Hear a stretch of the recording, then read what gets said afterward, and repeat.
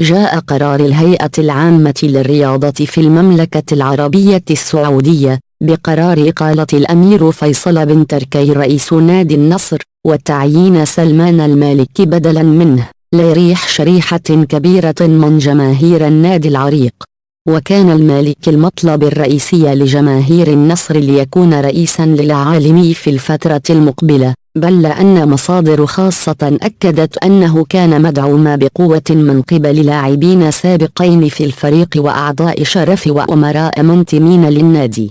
سلمان المالكي هو أحد رجال الأعمال البارزين، وهو مدير عام شركة الركاء القابضة، وهو مهندس أول صفقة الرعاية في تاريخ مسابقة دوري الدرجة الأولى، وعضو الشرف الداعم لنادي الحزم بإلرس، وعضو شرف نادي النصر.